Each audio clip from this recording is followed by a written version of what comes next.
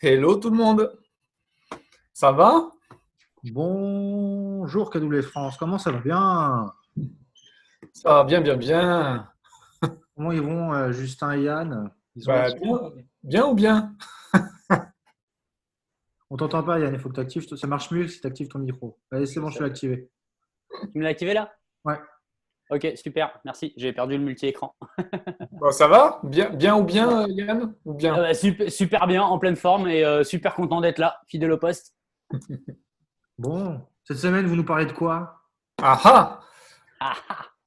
Septième tactique, on parle des stratégies de prix, notamment au niveau du vendeur. Ouais, Génial. un truc pas très important, hein, qui intéresse pas beaucoup de monde généralement. C'est surtout toute la différence qu'il va faire entre j'ai pris un mandat et je suis passé chez le notaire. Un petit truc. Voilà, hein, comme dirait un de mes coachs, c'est pas les pancartes qui payent les salaires. Mhm. Tout Bah, à c'est à fait. vous les amis, let's go. Yep, c'est parti. C'est parti pour Tactique 7. Donc les stratégies de tarification du vendeur ou les stratégies pour fixer un prix avec les vendeurs. Petit rappel, hein, Shift, c'est lui, c'est ce livre-là, hein, écrit en 2009 pour rappel. Il est consultable par la plupart d'entre vous puisqu'il est en français, déjà traduit, accessible, etc. Donc vous l'avez. On est déjà à Tactique 7, donc c'est la septième semaine. On a le plaisir de vous retrouver et d'animer ça et merci pour les fidèles au poste. C'est toujours Yes. très, très agréable de pouvoir vous retrouver, que ce soit un mercredi, un jeudi ou un vendredi, ça dépend des semaines. Ça va tous les jours. Donc, avant de démarrer, on va revoir un petit peu. Allez, un wrap-up, retour sur les six précédentes. Exact, exact. Donc, première semaine, on a vu le mindset à avoir pour aborder un changement d'accord de marché, une période de crise, etc. Le 2, on a vu la gestion financière. Le 3, on a vu les leviers. Ensuite, le shift 4, on a vu la lead generation. Le 5, on a vu la lead conversion. Et le 6, c'était la semaine dernière, on a vu comment convertir les leads qui venaient d'Internet. Voilà, donc on s'est concentré là-dessus. Et aujourd'hui, Yann, est-ce que tu peux nous partager un petit peu le sens de la Le, lecture qu'on va le sens avoir? de la lecture, on va commencer déjà sur les perspectives sur les différentes stratégies de prix. Ensuite, on va voir comment on analyse son marché. Ensuite, comment on approche les vendeurs. Et puis, une fois qu'on les a bien approchés, c'est comment on obtient le bon prix. Et puis après, sur un plus global, c'est comment on gère ses mandats dans un marché d'acheteurs. Et puis après, Yes. on en passera à la conclusion et puis les AA ou les questions des personnes qui sont sur l'appel. Bien, parfait ça. Ça commence Et fort, ouais, hein, le début du chapitre. ouais, ça attaque dur là parce que vraiment j'avais noté cette phrase que j'aimais beaucoup, c'est votre capacité à apprendre plus vite que vos concurrents et sans doute le seul atout concurrentiel, j'y arriverai à le prononcer avant la fin du confinement, euh, qui est viable. Euh, Parce que là, d'autant plus, on a nos propres pensées, mais il y a les médias aussi qui s'y mettent. Et puis c'est normal parce qu'ils essayent d'apporter des réponses que tout le monde se pose, à des questions que tout le monde se pose sur les variations du marché immobilier. Je le vois bien moi au téléphone avec tous mes contacts, comment est le marché en ce moment, est-ce que c'est le bon moment d'acheter, est-ce que c'est le bon moment de vendre, etc., etc., etc. Donc ils se posent beaucoup de questions et puis les médias ils y mettent, ils mettent leur couche. Et puis, c'est comme si le marché venait de se prendre une douche glacée, tu sais, à 0 degré. Et puis, la conséquence, c'est que les acheteurs, ils sont comme ça. Ils sont aussi beaucoup plus exigeants. Je dirais même, il y en a quelques-uns qui se remettent à rêver. Parce que j'ai des acheteurs qui étaient comme, en bon québécois, les recherches étaient sur la glace parce que c'était pas il n'y avait pas dans leur rapport qualité-prix qu'ils étaient prêts à investir et que là, dans le contexte qu'on a, eh ben, ils reviennent. Et justement, tiens, Yann, pense à moi. Euh, Peut-être que ça va être possible. Tu vois. Donc, il y a ceux qui se remettent à rêver et puis surtout, il y en a aussi moins. Je le vois au téléphone, il y en a pas mal qui ont mis ou sur pause ou vraiment la motivation, elle est plus là. Hein. Ouais, il y a un coup de frein sur les projets, ça se ressent. Vous avez pu mettre, peut-être que vous pouvez mettre en commentaire, mais il y a pas mal d'articles, je ne sais pas si vous avez vu, qui sont sortis là, Figaro, les Échos, etc., en disant le crash immobilier, la bulle va éclater. Il y en a plein qui partent dans ces articles-là. Donc Ouais, c'est vrai, effectivement, les médias, ils participent, hein, clairement. ça fait des clics ou ça fait vendre des articles, là. Ouais, clairement. Hein. Bah, en tout cas, faut appeler un chat, hein, sur les perspectives, sur les stratégies de prix. Il n'y a pas besoin d'une baguette, c'est pas sorcier, parce que lorsque le marché fait face justement à un bouleversement, et puis en ce moment on en a un, c'est d'abord les acquéreurs, puis les vendeurs qui commencent à se montrer extrêmement prudents et se lancent dans une nouvelle partie captivante du juste prix. Et on est vraiment là-dedans, hein. Ça n'aura pas pris longtemps. Et puis ce qu'il y a, c'est que dans notre version du jeu, au lieu de comprendre qu'il n'y a pas de plafond maximum pour les vendeurs, les acheteurs ils se disent qu'il n'y a pas de prix minimum, il n'y a pas de prix plancher. Donc il y a ce délai, il va y avoir un délai d'ajustement parce qu'avant les acheteurs ils étaient là à faire comme augmenter les prix, je dirais, avec agressivité. Oui, parce que c'est l'augmentation des prix arrive parce que les acheteurs sont prêts à payer un prix supérieur et puis les vendeurs, forcément, ils veulent toujours plus dans leur poche et puis c'est légitime. Là maintenant, alors avant ils augmentaient les prix avec vraiment beaucoup d'agressivité et puis maintenant ils sont autant déterminés à les faire baisser. Il y a la même énergie. C'est ça, en tout cas dans leur tête, c'est comme tirer la couverture vers eux là, et puis uniquement vers eux. Et puis ce qu'il y a, c'est que la vérité, c'est que le marché, il y a toujours plein de clients qui veulent vraiment acheter, et puis d'autres qui veulent vraiment vendre. Mais ce qu'il y a, c'est que la question, c'est à quel prix. C'est à quel prix. Et puis en fonction, ouais, mais toi, tu as toujours été, enfin ces derniers temps, alors que moi j'étais dans un marché de vendeurs, toi tu es dans un marché d'acheteurs. Donc ce qu'il y a, c'est que tu vois mieux que personne probablement de quoi on parle. Tu sais, moi, ça fait des années que je ne me suis pas retrouvé dans ce marché-là. Là, j'y suis. Et puis, ce qu'il y a, c'est que dans ce marché-là, en fonction de la réponse, à quel prix pour les vendeurs et les acheteurs, ils sont classés, je dirais, par un spectre de catégories à pas intéressé du tout à toujours super motivé. Et puis, il y a tous les coaliseurs, je dirais, de la progression possible qu'il peut y avoir. Et puis, ce classement de je suis pas motivé à je suis super motivé, c'est la nouvelle façon de façonner, je dirais, le marché. Et puis, l'envie de faire des affaires et de faire des bonnes affaires, elle n'est pas partie parce qu'il y a un marché qui change. C'est juste que la motivation, elle est plus là ou elle est moins là. Et puis, on en avait parlé dans le Shift 5, justement, sur les 6 même. Les gens motivés. Les motivés. Et c'est cela qu'il faut vraiment détecter. Et puis, nous, on est à la recherche de ceux qui sont encore motivés parce qu'on peut leur venir en aide, clairement. Et puis, ils vont avoir vraiment besoin de notre aide parce qu'une mutation de marché met en avant, clairement, et puis amplifie un vieux conflit assez classique qui a toujours existé dans l'immobilier, ce qui concerne le prix. Et puis, est-ce qu'il faut se demander ou faut-il demander, je ne sais pas, on pourrait formuler la question de façon différente, quel prix le vendeur veut, le fameux « j'en veux autant dans mes poches », ou à quel prix l'acquéreur est prêt à payer. Ah ouais. L'écart, là, avant, c'est les acheteurs qui couraient après les prix, et puis là, maintenant, il y a cet écart, en tout cas dans un premier temps mental, qui se creuse. C'est clairement ça. Le marché, soit il est du côté des vendeurs, dans ce cas-là, le pouvoir du prix, clairement, c'est du côté du vendeur. Et puis là, tu as les acquéreurs qui sont un petit peu forcés là, de se bastonner, de se mettre en concurrence, de passer les uns devant les autres. Donc, parce que l'offre, elle n'est pas à durée indéterminée et puis elle est généralement limitée d'ailleurs. Exactement. Mais dès que ça se renverse, ce pouvoir du prix, il est transféré aux acquéreurs. Et là, c'est pas la même musique parce que, comme tu disais, moi, je suis sur ce marché-là. Et là, clairement, c'est les vendeurs qui vont devoir se battre pour fixer un prix attractif. Et là, c'est inversé. Donc, autant quand il y a peu d'offres, hein, les maisons ont énormément de valeur aux yeux des acheteurs. Mais maintenant, qu'il n'y a pas d'acheteurs, c'est les acheteurs qui vont avoir de la valeur aux yeux des vendeurs. Ah bah ouais, c'est clair. Et c'est important parce que ce prix fixé avec le vendeur, c'est plus une discussion anodine en disant, bon, dans tous les cas, le marché va récupérer la marge d'erreur si on s'est mis un petit peu au-dessus, etc. Là, on est complètement dans un travail différent parce que si on fixe le prix correctement, ça va pouvoir évidemment le mettre en valeur, ça va générer des appels. Et dans le flux d'appels, il y aura des gens motivés. Et c'est important parce que il va falloir avoir un vrai travail de pédagogie pour fixer soigneusement le prix avec le vendeur.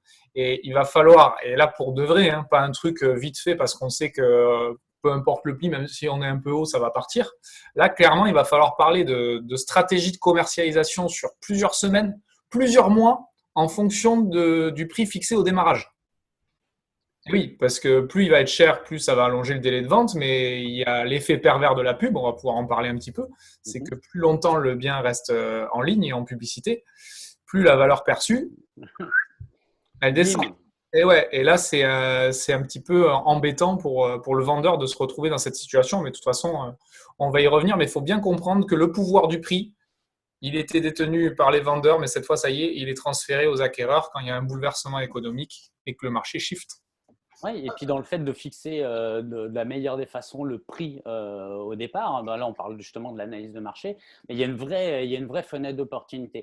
Et histoire de vulgariser un petit peu le truc, quand vous avez des acheteurs qui sont déjà sur le marché depuis quelques jours ou quelques semaines, et puis ils ont déjà tout visité, ce qu'il y a de disponible, ils attendent qu'une seule chose, c'est les nouveautés, les nouvelles propriétés. Et donc là, il y a une fenêtre d'opportunité parce que je connais aucun acheteur sur la planète là qui veut le vieux nanar qui est déjà à vendre depuis 2 ans, qui est brûlé à la race. C'est vraiment ah ouais, non mais c'est clair. Je connais personne. En fait, tout le monde veut ce que tout le monde veut. Et là, c'est ce qu'on voit. C'est le repère du pire. C'est le repère du pire. C'est clair. Donc, ce qu'il y a, c'est que comme les acheteurs attendent tout de suite ces nouveautés, faut que la nouveauté soit hyper attractive en termes de rapport qualité-prix. Et puis, justement, si quelqu'un s'apprête à acheter un bien, une propriété, les vendeurs doivent être au courant de l'existence de ce concept de la fenêtre d'opportunité, qu'on n'a qu'une seule chance de faire une bonne première impression, déjà 10 000 fois. Mais ce qu'il y a, c'est qu'adopter cette fenêtre d'opportunité, quand la propriété se retrouve pour la première fois sur le marché, elle attire vraiment l'attention des acheteurs. Et c'est là qu'il y a le pic. Et on le voit bien dans les courbes de trafic sur nos propriétés, dans un délai de 2-3 semaines, un mois et 2-3 semaines. C'est là, il y en a un maximum, il y a un pic. Et puis après, on voit au bout de 3-4 semaines, ça chute de façon drastique. Et puis, ce qu'on appelle la fenêtre d'opportunité, donc c'est la première fois qu'on voit un bien parce que c'est la seule occasion ou le moment idéal pour créer l'impression qui va pousser l'acheteur à acheter le bien ou pas. L'effet nouveauté. C'est ça, l'effet nouveauté. Est-ce que l'effet nouveauté et le rapport qualité-prix vont être attractifs? Si oui, ça va se vendre. Et puis, si c'est non, ça va rester sur le marché. Et puis, être sur le marché, on va le voir tout à l'heure, c'est pas être dans le marché. Et franchement, d'avoir une bonne tarification notamment, parce que c'est un des effets, un des leviers sur lequel le vendeur a le contrôle. Déterminer le prix. Tout le reste, je dirais, c'est nous qui nous en occupons. Et puis, c'est vraiment la bonne tarification, c'est le meilleur message marketing qu'un vendeur peut envoyer à un acheteur. En lui disant, voilà, j'ai fixé un prix juste, et puis je suis vraiment déterminé à vendre, je suis déterminé à ce qu'on puisse tomber d'accord. Et puis, si cette propriété, si un bien est sur le marché à un prix adéquat tout de suite, d'entrée de jeu, alors le vendeur, il sera d'autant plus susceptible de gagner la partie ou de la perdre. Ouais. Tu sais, moi, nous, on en croise beaucoup des vendeurs comme ça. Et ils ont l'impression que fixer un prix, c'est presque anodin. ou que c'est facile, que c'est plutôt simple, etc., etc. Et même pour nous, pour les agents, il ne faut pas se faire piéger par rapport à ça parce qu'on a des outils pour estimer, etc., etc. C'est pas forcément évident parce qu'il y a les conditions, il y a la situation du marché qui est quand même avec des variations importantes d'un coup, ça bouge d'un coup. Ouais. Il faut vraiment que, et c'est ce qui est abordé dans Shift et c'est ce qui est intéressant, c'est que la tarification, c'est autant une compétence qu'une science. C'est-à-dire qu'il va falloir l'aborder et le démontrer avec pédagogie, de façon chiffrée, de façon précise. Nous, il y a une phrase qu'on utilise beaucoup, c'est déjà de désamorcer la situation de je suis en train de vous confronter le marché face à face. C'est juste d'expliquer aux vendeurs, écoutez, vous êtes le propriétaire, c'est votre argent, c'est vous qui allez décider. Moi, mon rôle, c'est de vous amener des informations qui vont vous permettre de prendre la bonne décision et de fixer un prix de départ correctement. Ouais, et puis pour ça, il va falloir le convaincre. Parce que tu parlais justement d'analyse et de précision, mais il y a vraiment tout un travail de persuasion, de pédagogie. Mais il va falloir. Faut s'assurer qu'il ait compris. Tu vois, on peut expliquer, mais il faut vraiment s'assurer qu'il ait compris. Vous êtes moi c'est ce que je dis souvent, les agents, c'est aujourd'hui sur le marché où on est, c'est-à-dire où c'est vraiment les acquéreurs qui ont le power, un agent c'est presque un stratège marketing, c'est-à-dire qu'il n'y a pas non seulement la stratégie de commercialisation qui rentre en compte, il y a la stratégie de prix. Donc c'est du marketing, c'est des vrais marketeurs et pour le coup, il va falloir venir des maîtres dans l'art de placer un prix, de fixer un prix correctement et il va falloir vraiment pousser les vendeurs à se fier aux analyses qu'on va donner par rapport au comportement de l'annonce sur le marché. On parlait des niveaux d'attractivité. Pour certains, j'imagine que Yann, quand il vous a parlé de cette fameuse courbe, vous avez tous le schéma qu'on voit en Ignite, où on voit que dès les 2-3 premières semaines, pam, il y a un niveau d'attractivité énorme, c'est l'effet nouveauté, et qu'après, ça décroît. Donc ça, il va falloir l'intégrer complètement dans la stratégie de commercialisation, informer le vendeur et surtout placer des jalons sur la stratégie qui va durer des semaines et des mois. Ouais, de préparer à l'avance aussi qu'est-ce qui peut arriver de positif et qu'est-ce qui peut arriver aussi si ça ne fonctionne pas.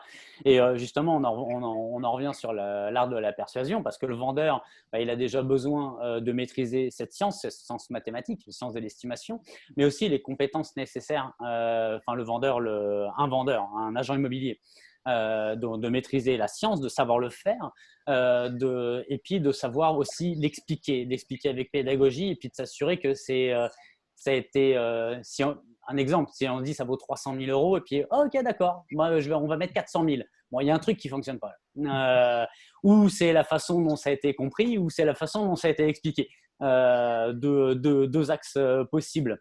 Et puis l'essence même de cet art de la tarification, c'est d'identifier vraiment des propriétés qui sont très comparables. Et je vous dirais, c'est que quand moi je prépare mes ACM, mes analyses comparatives de marché, c'est même pas je crois, j'en suis sûr, je passe plus de temps sur le choix des propriétés que je vais comparer que sur l'analyse des données.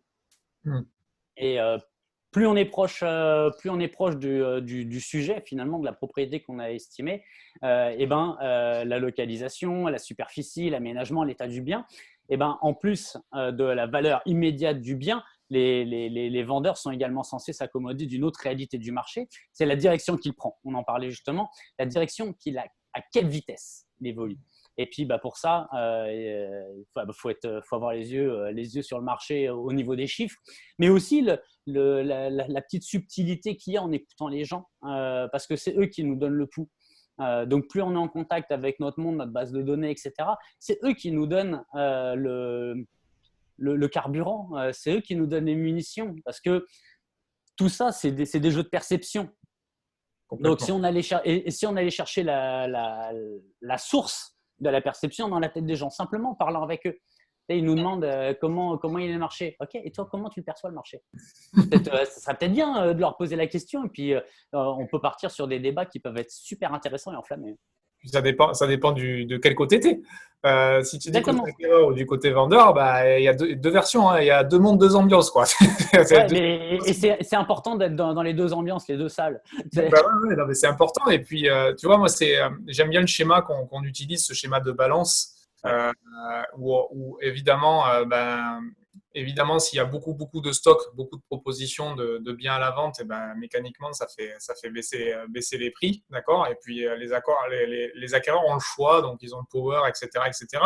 Mais dès qu'il y a moins de stocks, ben, ça fait lever les prix et on a plus d'acquéreurs qui se tirent la bourre en disant, mais je vais acheter trop cher après. Enfin, il y a les marchés acheteurs, marché vendeurs. Mais ce qu'il faut comprendre, et c'est ce que nous, on essaye de faire comprendre aux vendeurs, c'est que la rareté, ça crée la valeur. C'est-à-dire que si j'ai un bien qui est bien mis en valeur et qui a le bon prix, c'est le bien rare. Et parmi une multitude d'acquéreurs, ben là, on va créer cet effet d'attractivité, mais on va avoir des acquéreurs motivés pour avoir ce qui est rare. Voilà. Et clairement, ça nous permet aussi de maintenir le prix et de ne pas aller se faire éclater sur des négociations parce qu'on va pouvoir aborder le sujet, mais les acquéreurs sont filous, hein. C'est des coquins sur le marché où on est chez nous, hein. Les mecs. C'est correct, hein, parce que de l'autre côté, c'était les vendeurs qui étaient des coquins. Ouais. Donc, bah, ouais, clairement, on est passé des deux côtés. Alors, les vendeurs, des fois, ils sont un peu pris. En plus, je vais te dire un truc qui amplifie le pouvoir des acquéreurs actuellement, c'est des taux qui restent quand même malgré tout historiquement bas. Donc, les mecs, ils ont les financements, ils ont le choix sur le marché. Donc, ils ont du gros power et il faut absolument être bardé pour expliquer les choses aux vendeurs et accompagner les acquéreurs. Donc, il faut bien comprendre qu'il y a cette espèce de jeu de bascule et il y a toujours cette histoire de nombre d'acquéreurs face au nombre de vendeurs. Et c'est important de comprendre quand c'est que les prix baissent, quand c'est que les prix montent. Et tout à l'heure, tu as dit un truc très, très juste, c'est la tendance. Est-ce que la tendance, elle est haussière ou la tendance, elle est baissière? Il peut y avoir une tendance stable aussi, hein, quand le marché est en transition, d'accord? Excuse-moi, je te coupe, c'est la tendance et la vitesse. Et la vitesse, exactement. Et à laquelle vitesse je baisse, à laquelle vitesse je monte, parce que je ne peux pas anticiper si je n'ai pas évalué la vitesse. C'est impossible.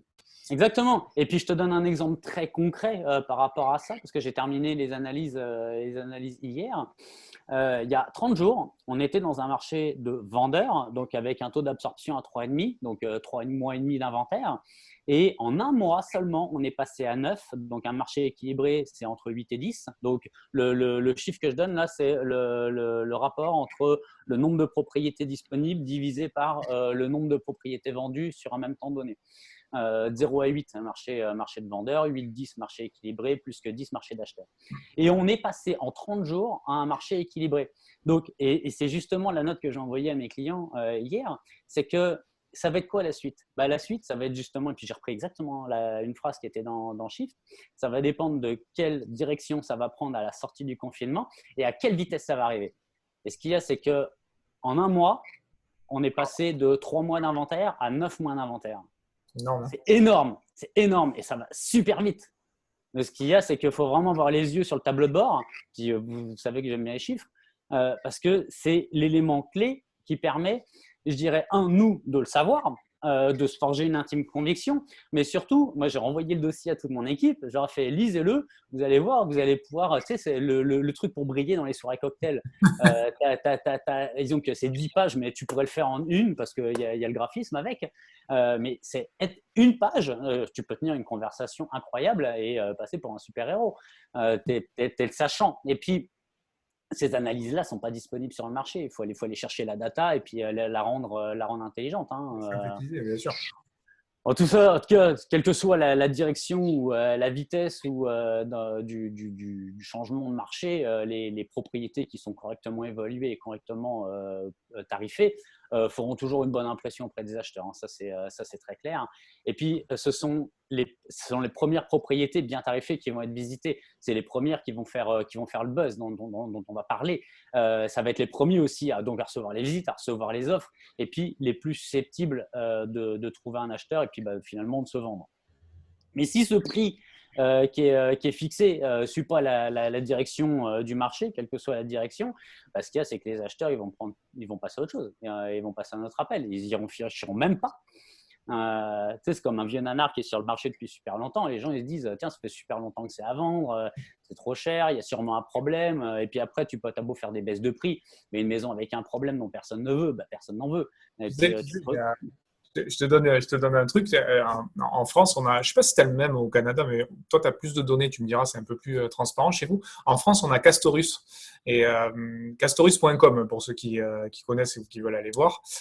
Et ce site, il est génial. Tu sais pourquoi? C'est un tracker d'annonces. Ça donne des stats, prix au mètre carré, nombre de jours sur le marché, les modifications d'annonces. Cool. En fait, c'est bon pour la veille concurrentielle pour nous en France. Mhm. Et en fait, moi, j'ai toujours utilisé ce site auprès de mes clients vendeurs parce que je leur montrais, il y a un onglet sur ce site et vous pouvez les vérifier. Hein.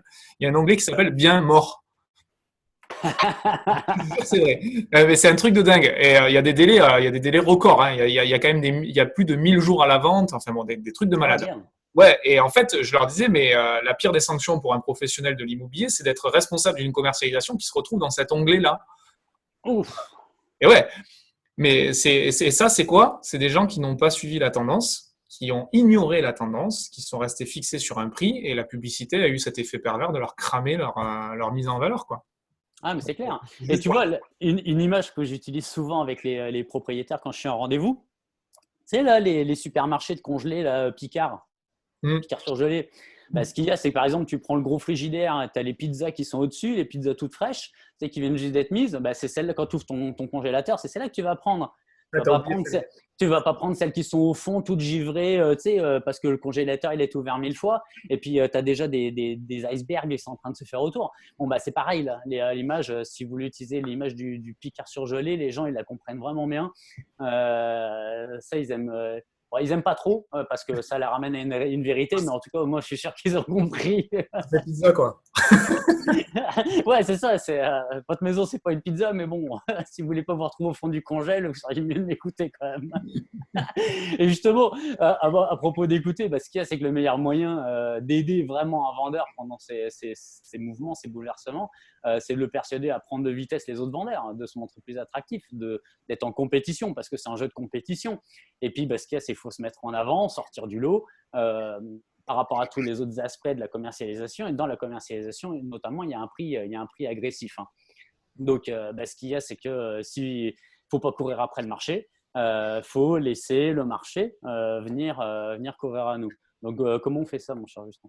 Ouais, déjà, on va faire ça on va essayer de prendre beaucoup de pédagogie et de simplifier les choses tout en laissant comprendre, et j'appuie là-dessus, parce que vous allez avoir des vendeurs, quand ils comprennent qu'il va y avoir de la désillusion, hein, vous l'avez tous vécu, ça part un petit peu dans les émotions. Donc, le meilleur moyen de calmer le jeu, c'est de se détacher un petit peu en lui expliquant qu'il reste propriétaire, c'est son argent, c'est lui qui va décider, mais qu'on lui amène des explications et des informations pour l'aider. Donc, ce qu'on va faire, c'est déjà au niveau des statistiques, il va falloir expliquer à votre vendeur que il y a que 3 marchés possibles. Et on l'a vu ensemble déjà, il y a le marché acheteur, il y a le marché vendeur, et au milieu, il y a un marché équilibré, mais qui fait juste une transition. Ça reste jamais très long, un marché équilibré. Et du coup, il se retrouve avec 3 stratégies de prix. Ouais. C'est très simple. C'est soit il se met au-dessus du marché, okay, soit il se met en dessous du marché, ou soit il se met en plein fer dedans. Voilà. Et encore une fois, il va falloir expliquer les avantages et les inconvénients, s'il y avait des avantages pour certaines de ces stratégies, aux vendeurs. Donc, il va falloir être vraiment pragmatique, et il faut faire très attention à la façon dont on présente un prix, parce que souvent, ça rentre dans un débat, confrontation, tu sais. Oui. Et on a accompagné des agents, et des fois les agents s'énervent un petit peu, mais n'oubliez pas que le vendeur, il n'a pas votre histoire, votre expérience et votre connaissance. Donc lui, il part de zéro, voire même de moins 1000 des fois. Donc il faut absolument avoir de la pédagogie et les sensibiliser par rapport à comment se comporte un marché, et surtout le marché actuel. Donc ça, c'est super important. Ouais, sensibiliser, parce qu'il y a aussi beaucoup de sensibilité là-dedans, parce que quand quelqu'un vend sa maison, là, peut-être qu'il y a vu ses enfants faire les premiers pas, il y a énormément de souvenirs, c'est chargé de souvenirs. Il y a une charge émotionnelle très forte qu'on ne peut pas mettre dans un tableau Excel. Et puis, par contre, on doit dealer avec, hein. On doit vivre avec. Et puis, il faut largement le prendre en compte. Et moi, je pars du principe que tout le monde peut comprendre avec une bonne explication. Après, est-ce qu'il va accepter le prix, le marché? Ça, c'est autre chose. Mais il est capable de le comprendre. Et si on arrive à simplifier les choses en disant, voilà ce qu'est un marché vendeur. Ça, c'est quand les vendeurs ont le power, etc. Il n'y a pas beaucoup de biens sur le marché, les acquéreurs se jettent dessus. OK, ça, c'est le marché acquéreur. Attention, c'est les acquéreurs qui ont le power, il y a beaucoup de biens sur le marché, ils ont le choix, ils peuvent prendre le temps, ils peuvent négocier, etc. Et au milieu, il y a une transition, un marché équilibré, mais ça, c'est très rapide. Mais il Oui, faut pouvoir situer le vendeur sur quel marché on est et lui faire comprendre qu'on est sur ce marché-là. Après, est-ce qu'il va l'accepter, etc. Encore une fois, c'est un autre débat. Mais déjà, c'est lui un faire. autre débat. Et je pense que si déjà on arrive à permettre aux vendeurs de se situer dans un de ces marchés, déjà on a fait la moitié du chemin sur l'explication. Avant de parler Oui, de machin, de trucs, déjà situer le vendeur sur quel marché il est. oui, et puis après, c'est l'explication au vendeur et puis l'intégration pour le propriétaire vendeur de ne pas courir après le marché et de fixer les prix au-dessus. Enfin, en tout cas, c'est mieux que celui du marché. Donc, ce qu'il y a, c'est que si le marché il est sur une base 100, bah, tu te mets à 99. Et puis, donc là, sur un marché en baisse et sur un marché haussier, bon, bah, si c'est 100, ça peut peut-être être 101. Mais enfin, moi, ma stratégie a toujours été la même. C'est si c'est une base 100, marché haussier, marché baissier, je me mets à 99. Enfin, moi, j'aime bien le 98 qui se termine par les 8. J'aime bien la symbolique du 8. Et toutes mes propriétés se terminent par un 8. Par exemple, 398 ou 608. Il y a toujours il y a toujours le 8. Et puis, on a une clientèle chinoise à Montréal aussi qui accorde une importance forte au 8. Je Euh, sais. ouais, c'est un chiffre de prospérité. Et je le vois bien, moi je leur mets des 8 parce que je veux les séduire. Et puis quand ils me font des offres, ils me font un 8, mais pas le même 8. Hein. Mais sérieusement, hein, même des fois dans des numéros de contrat que je suis avec une clientèle de cette origine, je vais chercher des numéros de contrat avec des 8 parce que je sais que ça va fonctionner. Donc, tu vois, on parlait de perception, on parlait de sensibilité, mais marché haussier, marché baissier, par exemple, bon, bah, y en a qui veulent des 8, il y en a d'autres qui voudront un autre chiffre. Dites-moi le chiffre que vous voulez, je vais vous l'écrire. En tout cas, ce qu'il y a, c'est qu'on a ce travail pédagogique, justement, pour que l'acheteur soit dans la courbe du marché et puis réussir à fixer un tarif qui, pour attirer un maximum, tirer le maximum d'un prix, du prix d'un bien sur un marché ou un autre, mais il y a des stratégies qui peuvent évoluer différées selon la direction que prend le marché. Et comme tu le disais, d'abord les vendeurs doivent décider s'ils ont vraiment besoin de vendre ou s'ils ont juste envie. Et ça, c'est leur décision, ça leur appartient. Et puis, une fois qu'ils ont décidé, qu'ils ont pris une décision ferme de vendre, notre travail, nous, en tant qu'agents, ça consiste à leur montrer le chemin, comment y parvenir. Et puis, une fois qu'ils ont bien compris comment le marché fonctionne, bah alors ils peuvent décider ce qu'ils veulent vraiment faire. Quand la valeur la valeur marchande a été fixée, il y a une question qu'on doit se poser, que tous les vendeurs doivent se poser et puis trouver la réponse. C'est quel prix je devrais demander, parce que c'est une question de stratégie. La stratégie, c'est pas la valeur. La valeur du bien, c'est la valeur intrinsèque, la valeur foncière. Et la réponse par rapport à la valeur,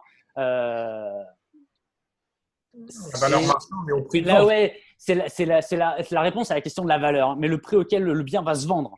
Et là, c'est deux questions distinctes parce que, tiens, monsieur, madame propriétaire, votre propriété, elle vaut tant, ok, bah, pour obtenir ce prix-là, on met à quel prix? On met là, on met là ou on met là? Tu vois ça, c'est bien important. Bien distinguer les deux. Et puis, quel est le meilleur prix auquel ma propriété peut se vendre aujourd'hui? Aujourd'hui, ce n'est pas dans 6 mois, c'est maintenant. Donc, quel est le prix aussi est prêt à payer un acheteur? Et puis surtout, comment les séduire de façon irrésistible? Ça, c'est important. Et puis, bah, quand les vendeurs ils s'apprêtent justement à fixer un prix pour leur bien, il y a deux choses qui comptent. Il y a la situation actuelle du marché, donc où est-ce qu'on est, et puis dans quelle direction ça prend. Et c'est pour ça qu'on doit être stratégique et eux aussi, s'ils veulent obtenir le meilleur prix aujourd'hui, le prix du moment. C'est compliqué parce que, tu vois, il y a la notion de délai de vente et la notion de je veux tirer un maximum du prix. Ah ouais, mais ils veulent les deux. C'est beaucoup tout de suite. Et le truc, c'est que ce qu'il va falloir faire comprendre aux vendeurs, surtout sur un marché acquéreur, encore une Ouais. fois, c'est de lui expliquer que fixer un prix et définir un délai de vente, ça fait partie de la même stratégie. Et, Oui. euh, et c'est ça le truc, c'est que c'est quand vous arrivez à fixer soigneusement le prix à ce qu'on pourrait en tirer au maximum, vendre au meilleur prix possible, dans un marché qui des fois peut être baissier, d'accord? Mhm. Il va falloir faire un petit peu preuve d'anticipation. Et encore une fois, moi, je suis convaincu d'une chose, c'est qu'il va falloir avoir la bonne carburation et faire un savant mélange entre je fixe un prix de départ, donc un prix de départ stratégique, et avec une stratégie de commercialisation qui va accompagner en fait la mise en vente du bien sur le marché. Et Totalement.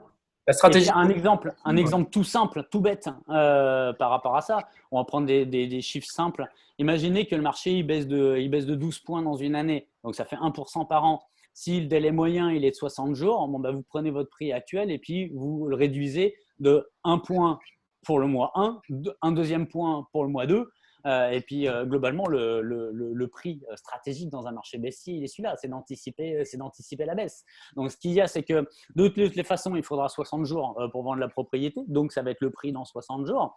Mais ce qu'il y a, c'est que pour attirer un maximum d'acheteurs aujourd'hui, il faut fixer le prix aujourd'hui à ce qui va être dans 60 jours. C'est aussi simple que ça.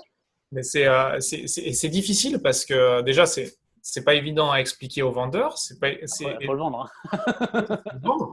Et puis, moi, franchement, je trouve que les agents, s'il y a un endroit où vous devez vous démarquer, c'est pas dans la constitution d'un joli dossier d'estimation, c'est dans justement la stratégie de commercialisation et la stratégie pour fixer un prix de départ. La vraie plus-value d'un agent, elle est là. Vous avez plein d'outils d'estimation qui existent, etc., etc. On en a un très bon chez Keller Williams, mais vous pouvez avoir le plus beau dossier d'estimation au monde. Si vous n'êtes pas foutu de l'expliquer correctement avec beaucoup de pédagogie et que ça rentre dans une vraie stratégie de commercialisation, et pour habitude, c'est de dire, bah, monsieur le vendeur, dans un mois, si on n'a pas vendu, on fait ça, ça et ça. Dans 2 mois, si on n'a pas vendu, il va se passer ça, ça et ça. Dans 3 mois, ça, ça et ça. En fait, il a un sommaire, le mec, sur 6 mois. Et pas plus, hein, 3, 6 mois, vous voyez par rapport à quel prix de départ il se fixe. Et au moins, il sait ce qui va se passer. Vous engagez, vous, moralement et visuellement, on va dire, le client vendeur sur quelques mois de relation d'affaires avec lui. Et je peux vous dire, c'est quand même très confortable pour un vendeur de se dire, OK, mais en fait, tout est prévu. C'est si j'ai pas vendu à 30 jours, il se passe ça. Si j'ai pas vendu à 60 jours, il se passe ça. Et il n'y a pas de surprise et il n'y a pas de difficulté à faire des rendez-vous de suivi avec un vendeur qui finalement sait ce qui va se passer. Et tout va bien, la relation est bonne, j'ai pas de problème à l'appeler pour faire mes suivis, etc. Donc c'est très important. Et je reprends la citation qu'il y a de Dave Norberg dans Shift. Il dit il y a un fossé entre ce que pense un vendeur et le prix réaliste qu'il peut en obtenir. Et c'est là que vous intervenez avec vos compétences. Mais pour moi, il a tout dit. C'est-à-dire qu'il y a les prétentions financières du vendeur, il y a le marché, et entre les deux, c'est votre explication qui va se faire. Ouais. Pour faire le lien entre les deux, c'est l'explication de l'agent. Et tu vois, pour revenir à ce que tu disais juste précédemment, moi, dans les stratégies que je mets en place, par exemple, on est au jour 1 et le propriétaire, on veut peut-être, je sais pas moi, X% de plus que ce que le marché est prêt à absorber. Et je lui dis, OK, dans 3 semaines, on s'assoit, on fait un point complet. Et on sait qu'en semaine 5, 6, 7, il se passe, la courbe est descendante sur l'attractivité. Et en semaine 8, j'annule tous les contrats. Je le laisse 48 heures hors marché. Bon, le contrat est déjà signé, hein, le nouveau. Et je repars d'un nouveau, toujours avec mes histoires de pizza. Et en fait, je leur dis à l'avance, dans 2 mois, dans semaine 7, semaine 8, si ce n'est pas vendu, on ressort la propriété du marché complètement et on repart une nouveauté. Parce que je leur explique bien que les gens veulent que ce qui est tout beau tout neuf. 8 semaines, c'est déjà une pizza au fond du congèle. Mais tu sais, moi, les fois où on a récupéré des biens qui étaient depuis 6, 7, 8 mois à la vente, sans rien qui se passe, où on s'est dit, bah, stand-by, on les retire du marché pendant 15 jours, on va sur place, on refait des photos avec des angles différents, on retape le texte de A à Z, on fixe un nouveau prix, pouf, attractivité, c'est parti. Et si le nouveau prix a été bien fixé, banco. Mais ça, encore une fois, et moi, là, le gros constat qu'il y a à faire, c'est pédagogie, humilité aussi, on va en reparler après, mais vraiment, il faut faire attention. Le vendeur, je vous l'ai dit, il n'a pas vos compétences, il n'a pas votre expérience. Vous faites peut-être 3-4 transactions par mois pour certains d'entre vous, lui, il en fera 3-4 dans sa vie. Donc, c'est un moment en émotion qui est très, très chargé. Et s'il a en face de lui quelqu'un qui est dans l'émotion aussi et qui n'est pas du tout organisé, pas pédagogique et pas posé et structuré avec des choses précises, ça va imploser. Hein. C'est clair, parce que de l'autre côté, là, les acheteurs, là, ils veulent toujours faire un achat exceptionnel. Et à chaque fois qu'ils sont sur le marché, surtout maintenant, là, et ben, ils sont foncièrement à la recherche d'un bien encore plus exceptionnel. Ils cherchent carrément la bonne affaire. Et puis, si tous les biens ils sont tous au même prix, ils se demandent c'est quoi le prix minimum. Et puis ils tapent des offres qui sont rudes. C'est on rentre dans le dilemme des acquéreurs. Bah oui. Parce que les acquéreurs, en fait, ils sont sur un marché où ils sont un peu perdus parce que ils connaissent plus l'échelle des valeurs qui est pratiquée sur le marché actuellement. Donc elle se cherche la valeur. Et ouais. Puis encore une fois, ils peuvent avoir l'avantage si les prix sont au plus bas, ils sont pas très inquiets parce que finalement la montre, ils ont la sensation qu'elle joue un peu pour eux. Donc, du coup, ils se fient pas au prix actuel ou au prix affiché et ils ont peur de payer trop cher. Donc, résultat des courses, c'est le prix le plus bas qui pour eux est le bon indicateur.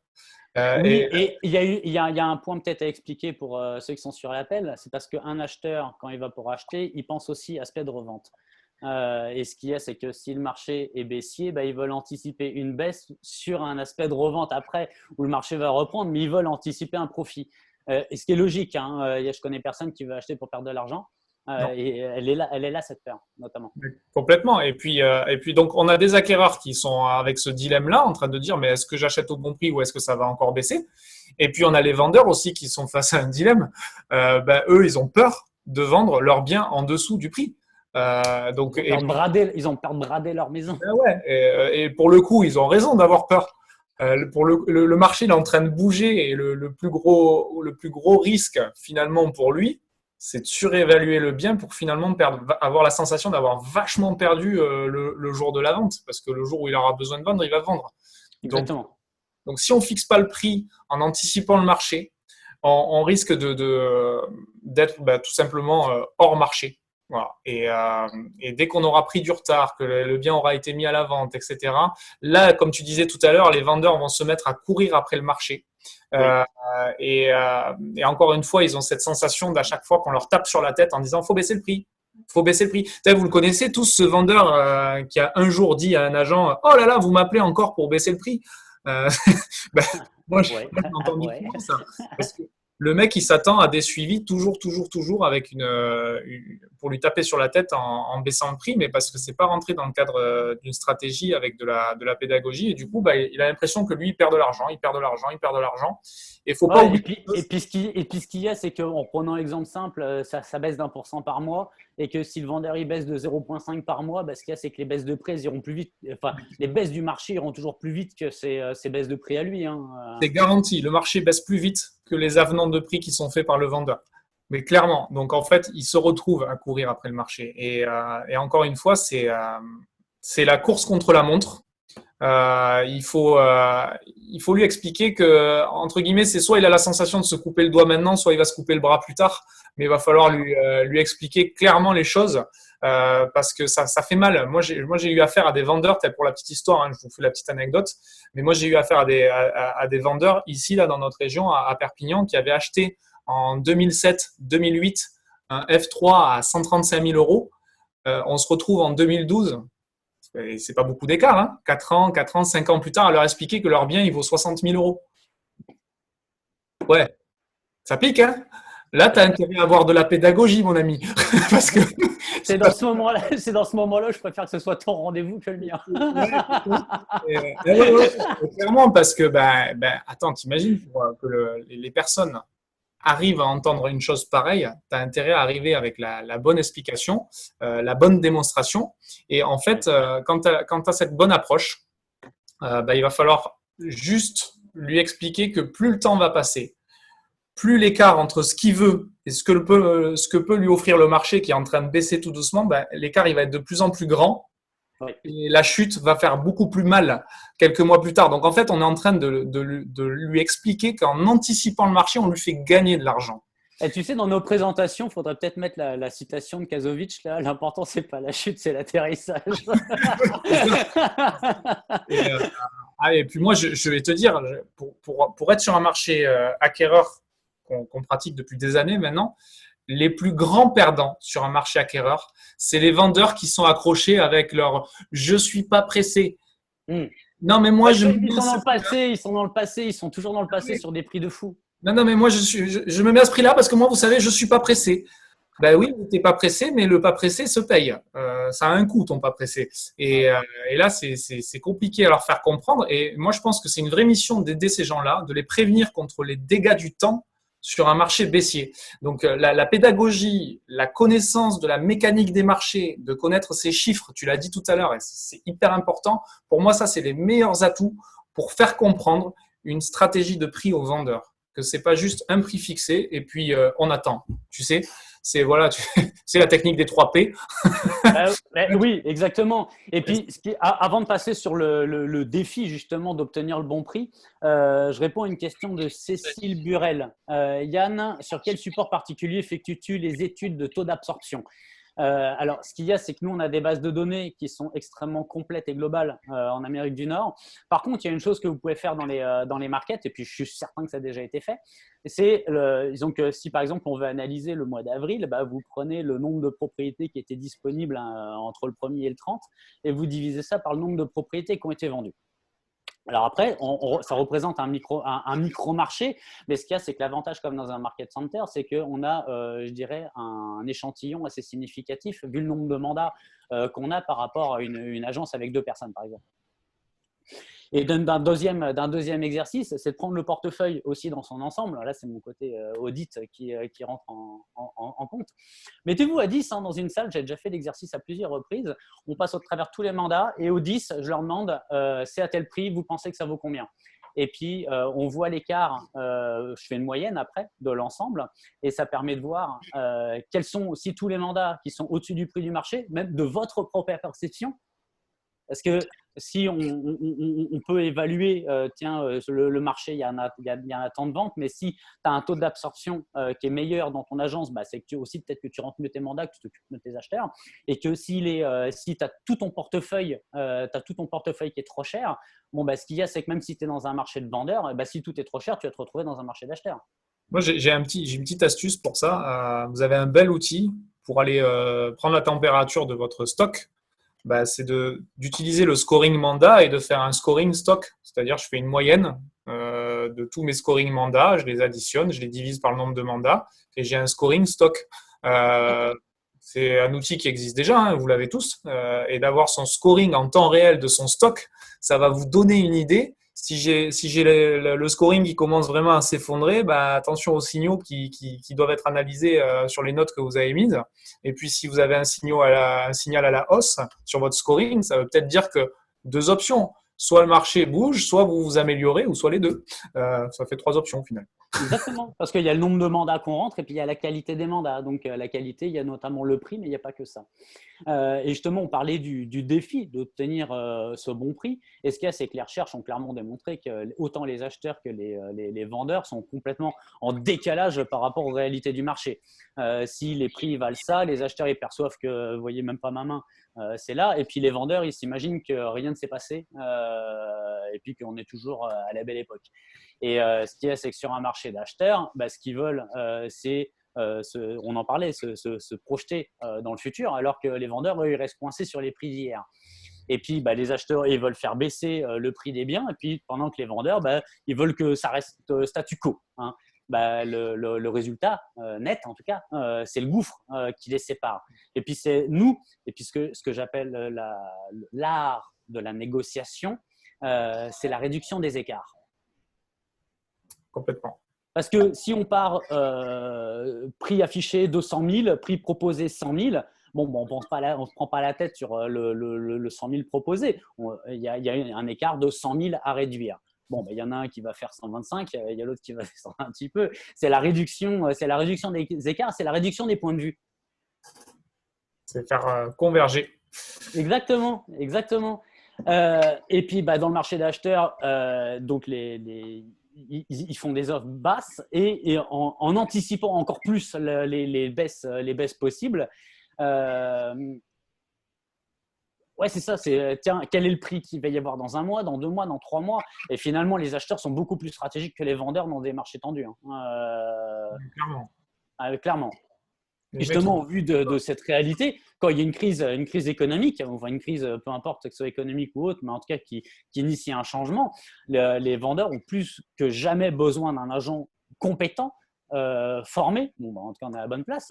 Et puis, ils ont surtout besoin de conseils brutalement honnêtes d'un professionnel. Et moi, ce que je leur dis, peut-être les sceptiques, quand je vois qu'il y a une petite tension dans un rendez-vous, je leur demande, est-ce que vous voulez un mensonge qui vous va faire plaisir ou une vérité qui vous fait avancer? Vous avez le choix. Si vous voulez que je vous invente un truc qui vous fasse super plaisir, mais que vous allez assez scotcher, je vais vous le faire.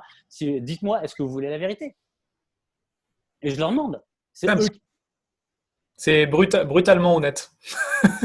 Ah, mais c'est direct, hein. De toute façon, je ne suis pas là pour enfiler des perles. Hein. Si les gens sont cool, je veux bien rester avec eux. Mais si c'est pour avoir un mandat 50% trop cher, autant boire un café ou se boire une bière. Mais je vais pas, ils n'ont que 2, mon choix, pas forcément signer le mandat, mais on va voir ça dans le dernier point. Et ce qu'il y a, c'est que si on n'arrive pas à faire voir les choses en face dès le début, vous finirez quelques semaines plus tard, quelques mois plus tard, par leur expliquer pourquoi leur bien il n'est pas sorti du lot, et puis pourquoi il ne s'est pas vendu, et puis pourquoi vous êtes en train de vous parler, ah tiens, vous me rappelez pour baisser le prix. Et ce qu'il y a, c'est que si tout a été dit dès le départ, il n'y a pas de surprise. Il n'y a pas de surprise. Et il y a combien de personnes sur l'appel dans la population qui sont inconfortables parce qu'ils ne savent pas où ils s'en vont. Et puis, la vision. Et ce qu'il y a, c'est que si on explique à l'avance c'est quoi la vision, ce qu'il y a, c'est que voilà, on est en semaine 3, semaine 5, 6, 7, et il va se passer ça, ça ou ça. Et puis que même si la situation elle est frustrante, elle est celle-là. Tu sais, moi, je vais t'en donner des exemples de situations frustrantes parce qu'on les a vécues. Faut pas oublier, je rebondis sur ce que tu viens de dire parce que par rapport à la vision, mettez-vous à la place d'un vendeur, il n'y a rien de plus désagréable d'avoir quelqu'un qui vous convie à un rendez-vous de suivi mandat et d'être mis devant le fait accompli au moment où vous passez la porte d'un market center ou d'une agence sur il faut baisser le prix.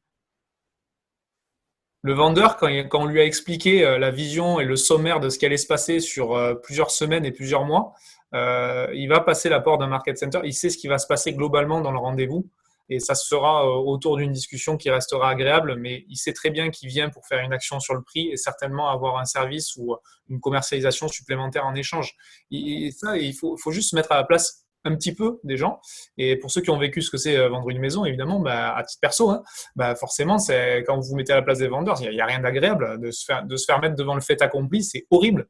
Et je vois dans les commentaires, il y en a un qui a mis, c'est Dimitri qui met l'inconnu fait peur. Clairement, et surtout quand tu es mis devant le fait accompli, quand tu arrives, c'est encore pire que tout. Et en termes de frustration, pour un vendeur qui fait bien les choses, c'est-à-dire que tu lui expliques, tu vois, ouais, marché 100 000, le mec il te dit, ouais, moi à 99. Et là, tu te dis, putain, banco, cool, on a le bon prix, bonne commercialisation, t'envoies. Et puis là, tu as ce fameux acquéreur, comme tu disais, qui anticipe, qui voit le bien à 99, qui se dit, putain, il est quand même bien placé déjà, moi je fais une offre à 90. Parce qu'il en les baisse. Et tu te retrouves face à un vendeur qui dit, attendez, moi je me suis placé en dessous pour être super attractif, vous me faites une offre à 90. C'est quoi ce bordel?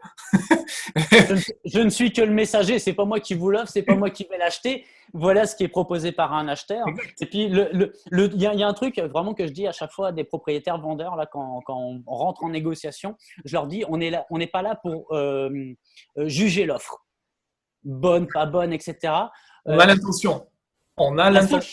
La seule chose à faire n'est pas d'évaluer l'offre, mais d'évaluer la réponse qu'on va lui donner.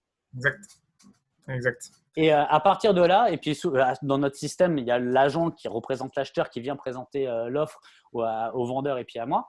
Et puis je leur dis, on ne tire pas sur le messager, on est smart avec le messager. On lui offre un café, on le met à l'aise, etc. Parce que si on fait une contre-proposition, qui est-ce qui va aller la défendre? C'est celui qui est en face. Donc on va lui payer du café pour qu'il soit bien en forme. Et puis on va être super agréable. Parce que si on est agréable, la personne, elle va être plus motivée encore à aller faire passer le truc.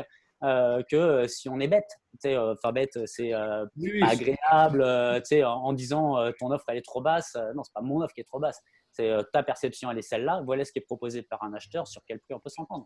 mais dans ce contexte, ce qui est important, c'est que j'ai Stackerard qui est à 90, j'ai mon vendeur qui avait fixé un bon prix de départ à 99 sur un marché à 100. C'est pas une question qu'il va falloir lui faire avaler la pilule à 90 et lui faire accepter, mais par contre, il va falloir bien lui faire prendre conscience que des fois, le train, il passe qu'une fois. Euh, et oui, parce que, bah oui, surtout sur un marché qui part à la baisse, va falloir lui expliquer qu'on a une intention d'achat, c'est déjà très beau. Si c'est juste une histoire de prix à régler, je suis persuadé qu'on va sortir avec une solution. Et Ouais. Parce que c'est comme quand tu vas à la pêche, hein, tu es là, tu mets la canne à pêche dans l'eau, tu as une première touche, tu es là, ouais, super, etc. Et puis ton poisson, il s'échappe. Et puis après, tu es là pendant 2 jours. Bon, bah, ça ne mord plus. bah, clairement. Donc, encore une fois, sur tous les marchés, à l'intérieur de tous les marchés, d'accord, il y a deux marchés. Il y a les biens qui sont évalués en vue d'être vendus, et puis il y a l'autre marché où il y a les biens qui sont évalués pour rester in ad vitam aeternam sur le marché. Donc en fait, on se retrouve avec un marché out et un marché in. Et encore une fois, notre but du jeu, c'est de faire rentrer les vendeurs dans ce marché in, dans le marché, plutôt que d'être hors marché. Et il y a deux principes. Sur un marché vendeur, le marché dedans, il est très grand, d'accord. Et quand on passe sur un marché acquéreur, le marché dedans, il se réduit et on a une grosse surface de hors marché. Ok, Ouais. puisque le marché est en train de se replier. C'est pour ça qu'on vous parle Rétracté. exactement. Souvent, on entend aux infos, oui, il y a repli du marché dans d'autres domaines. Mais un repli du marché, c'est ça, en fait. C'est que le marché est en train de se replier et les gens sont restés du coup hors marché. Ils n'arrivent pas à revenir et à suivre la tendance pour suivre le repli. Donc, c'est vraiment important. Après, il ne faut pas blâmer les acquéreurs qui sont en train de rechercher un rapport qualité-prix. Hein. C'est normal. Ils le Hein. font toujours. Ils le font toujours, ils comparent. Forcément, ils veulent un bien intéressant à un prix intéressant. Quoi. Ils en Donc, veulent pour leur argent. ouais, et puis en plus, vu que tous les vendeurs se battent pour se mettre en valeur devant eux, eux, tranquille, hein, j'ai le choix, je vais pouvoir prendre mon temps pour sélectionner, et une fois que j'ai trouvé, pam, je vais taper un peu le prix. Voilà. Donc, faut vraiment, voilà, cette histoire des deux marchés là, c'est un moyen simple, c'est clairement éprouvé pour permettre à vos vendeurs d'intégrer la réalité d'une stratégie de prix, de la tarification et de mettre en valeur un bien de façon efficace. Et ça, c'est ce qu'on verra de toute façon en module suivant, c'est Shift 8. Donc, ça sera le module suivant. Et c'est important de ne pas oublier, comme tu l'as dit tout à l'heure, quand, entre guillemets, on scénarisait une discussion avec un client, c'est que c'est pas vous, il ne s'agit pas de vous, il s'agit du marché. Encore une fois, faut se détacher par rapport à ça et on va Il n'y revenir a rien à. de perso, il n'y a rien de personnel. Ouais, c'est pas vous, et c'est ce qu'il faut expliquer à vos vendeurs. Hein. Monsieur vendeur, si je pouvais vous le vendre 1 million d'euros, je le ferais, je serais mieux payé. Ok, mais à un moment donné, À 20% d'honoraires, tu m'étonnes. ah ouais, 30. 50-50-50. Mais Voilà. c'est ça qui est intéressant, c'est d'expliquer aux vendeurs, mais si je pouvais vendre plus cher, je le ferais. Je suis dans la même équipe que vous, je serais mieux rémunéré. Donc, par contre, C'est clair. il y a Et le je te marché. remercie énormément de cette transition parce qu'après, est-ce qu'il faut prendre le mandat ou est-ce qu'il ne faut pas prendre le mandat si le vendeur ne veut pas entendre la réalité. Et puis, il y a une vérité absolue, hein, c'est que même si vous faites des super présentations numéro 1, ce qu'il y a, c'est que en face, vous pouvez aussi que ça tombe dans l'oreille d'un sourd. Et puis, si le vendeur insiste pour mettre à son prix, un prix trop élevé, qu'est-ce qu'on doit faire, nous, agents Est-ce qu'on prend le mandat? Est-ce qu'on ne prend pas le mandat? Et ce qu'il y a, c'est que de l'expérience qui a été faite au travers de Shift et du MRIA, ce qu'il y a, c'est qu'il y a les agents qui se divisent en deux écoles, deux groupes, deux systèmes de pensée. Soit on ne prend pas le mandat, soit on rentre le mandat, quel que soit le prix de la propriété. Il y en a autant qui insistent sur le fait qu'il ne faut jamais rentrer un mandat trop cher, parce que selon eux, ce sont des biens qui sont surévalués, qui peuvent être un handicap en matière d'argent, de temps, de réputation. Et puis, de rentrer un mandat, ça prend des heures et des heures de travail. Et puis, ça implique des dépenses en marketing qui sont importantes. Et puis, si le bien ne se vend pas, ce qu'il y a, c'est que c'est notre réputation qui peut être entachée. Et puis, c'est un panneau qui est affiché, qui est planté sur la clôture ou accroché à la fenêtre et puis qui est là pendant des mois et des mois. Des couleurs au soleil. Et ça, et puis le message perçu par les voisins, par exemple, voilà, cet agent-là, parce que c'est toujours la faute de l'agent, et pas bon, c'est pas une question de prix, c'est la faute de l'agent. Et puis, il y a d'autres deuxième groupes, nombreux agents, qui sont aussi parmi les meilleurs, qui ont rapporté en tout cas, qu'ils pouvaient raisonnablement espérer trouver 2-3 acquéreurs pour une propriété si ça avait été correctement commercialisé. Et puis, si c'est bien fait, ça représente aussi une vraie opportunité. C'est pourquoi il y a aussi beaucoup d'agents qui choisissent de rentrer tous les mandats possibles et de commercialiser et puis d'aller capter des acheteurs. Du point de vue de Gary Keller et de ceux qui ont écrit le livre, chacune des stratégies a ses fans et puis ça se respecte. Et puis, ce qu'il nous explique, c'est qu'ils ont interrogé trop d'agents performants qui sont partisans autant d'une stratégie de commercialisation. J'y arrivais. Avec les chaussettes de l'archi du sèche, on est au top. Et ce qu'il y a, c'est que ils se positionnent pas, ils peuvent pas se positionner parce qu'il y a tellement d'exemples positifs des deux côtés de dire est-ce qu'il y en a une qui est mieux que l'autre.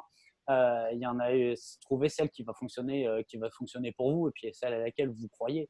Et à partir de là, vous faites vos choix. Clairement. Et il va Donc, falloir. On rentre le mandat, on rentre pas le mandat. S'il a besoin de vendre, on fait quoi? La question c'est ça, c'est qu'il va falloir établir des critères parce que c'est toujours.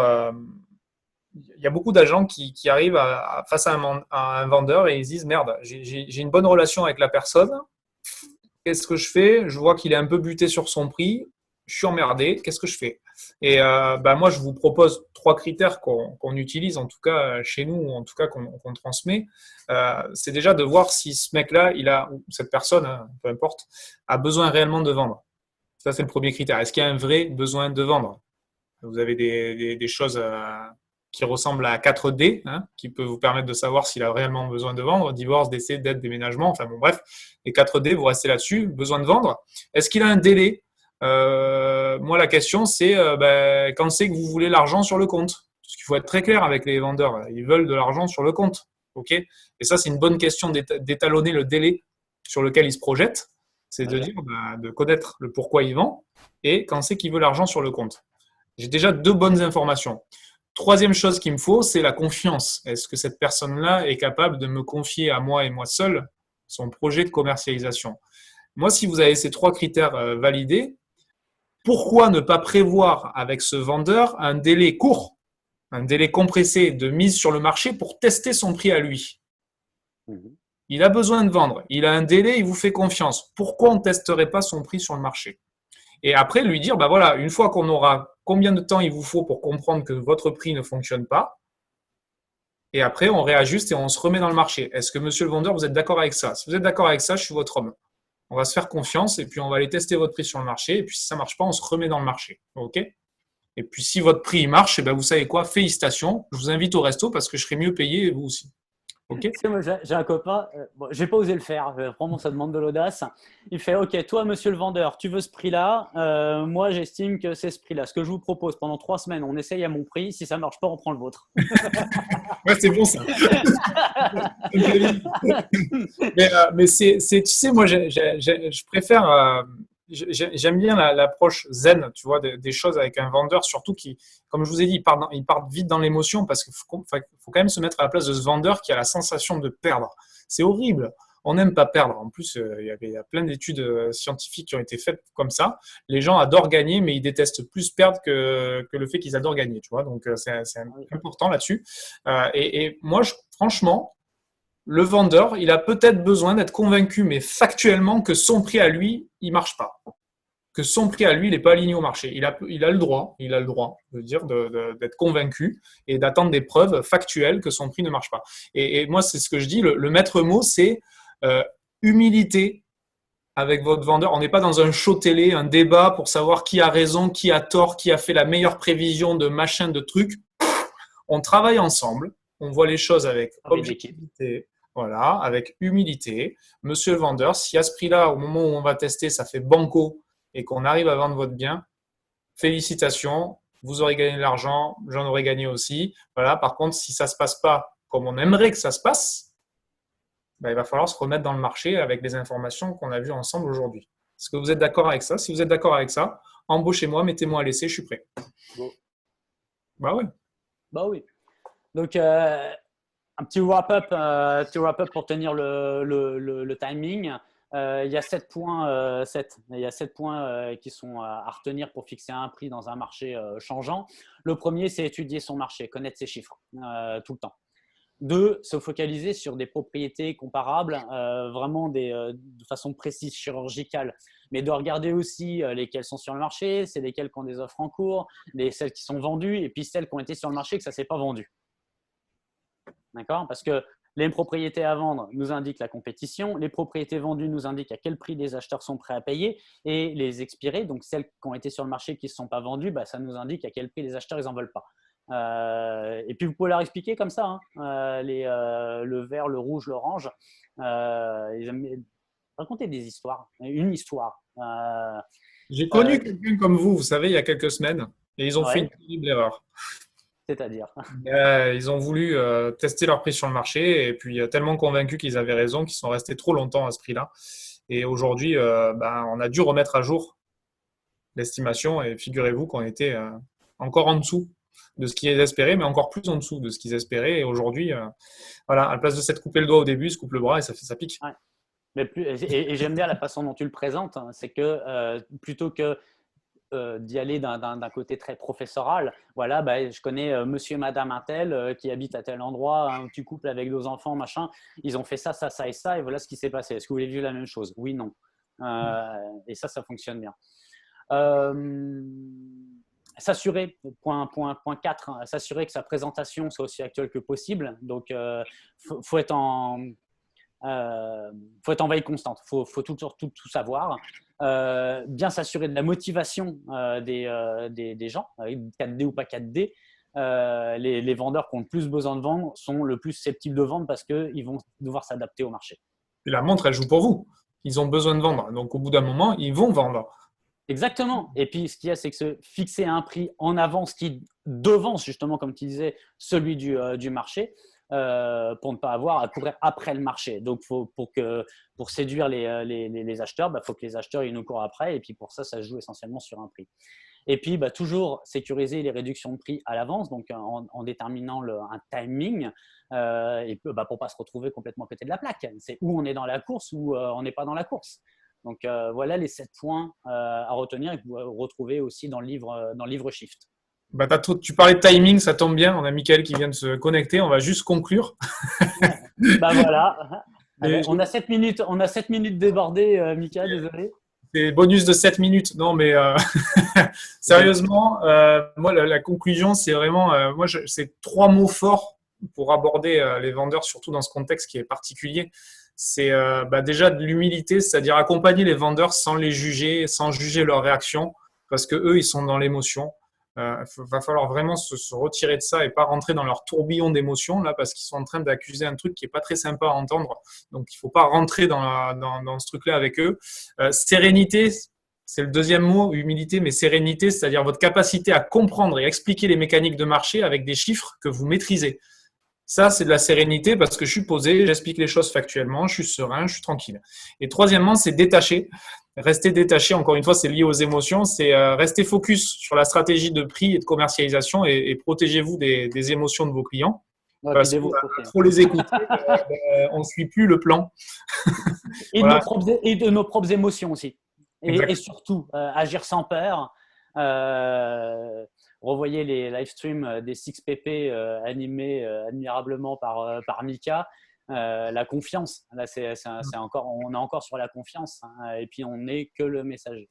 Ouais. Humble, serein, détaché, et ça matche bien avec hyper pro, hyper préparé, clairement. Merci à tous. Et puis, on se rejoint pour Shift 8 la semaine prochaine. Mika, quand c'est que sort le Shift en français? La semaine prochaine. La semaine prochaine. On va la faire à chaque fois, celle-là. On est obligé. Bonne blague, il faut la garder. On va déposer le brevet. On a 1 minute pour faire un AA ou pas? Ou question. Pas plus cher. Des AA ou des questions. Est-ce que vous avez pu noter des choses? Est-ce qu'il y a des choses qui vous ont interpellé? Des choses où vous avez fait un? Tu sais, c'est comme quand on était à l'école et que le prof il allume la lumière, on est là. Ah, mais oui! T'as la pizza et la gestion du congélateur en AA. Ah, la pizza, franchement, celle-là, j'ai sorti 1 million de fois. Anticipation de la baisse, yes. Anticiper la négo. Humilité, sérénité et détachement, yes. Yes. Pédagogie, timing, gestion du timing, reporting, être pro, préférer dire la réalité qu'un mensonge qui fait plaisir, yes. Demandez-leur avant. Préparation, anticipation, marché en baisse et en hausse. Le train ne passe qu'une fois, ouais. Un train peut en cacher un autre, mais mais des fois, il passe qu'une fois. Ou alors il passe dessus. Ça. Bien. Bah, merci beaucoup. Hein. Merci à vous tous pour votre participation. Toujours un privilège. Merci. Un plaisir. Du coup, on vous retrouve la semaine prochaine parce qu'on ne va pas s'arrêter. Hein, on continue. Voilà. On continue jusqu'au bout. Bah, clairement. Hein. On va aller au bout. Ah, donc, oui. Ah, donc. On va pas s'arrêter au milieu. Donc, on vient à peine de commencer. Ça m'occupe à 6h du mat, c'est une fois par semaine. Rendez-vous la semaine prochaine. Du coup, c'est vendredi par contre la semaine prochaine. Ouais. Les habitudes. On a parlé prix. Bah là, on va parler étapes de commercialisation. Ça va être chouette. Donc, rendez-vous la semaine prochaine. On vous embrasse. Ah bah tiens, pour tous ceux qui seront sur l'appel, je vous donnerai la semaine prochaine. Là, donc, invitez vos amis. Je vous donnerai mon plan de commercialisation sur 8 semaines pour mes propriétés. Il y en a 10 pages. Je me suis bien cassé la tête à l'écrire. Si ça vous intéresse, soyez sur l'appel. Ceux qui ne seront pas sur l'appel, bah, vous ne l'aurez pas. Tant pis pour vous. Voilà. Bon en teasing, hein. Il est bon. Hein. Il est bon. On fera une cagnotte litchi pour le dossier. Une bière. Allez les amis, on se donne rendez-vous du coup demain pour le Power Up, le dernier Power Up de ce confinement. Et pour Power Day, surtout Power Day toute la journée demain, on va tout déchirer. D'ici là, amusez-vous bien et puis surtout lâchez rien. Ciao, ciao. Ciao. Salut à tous. Bye.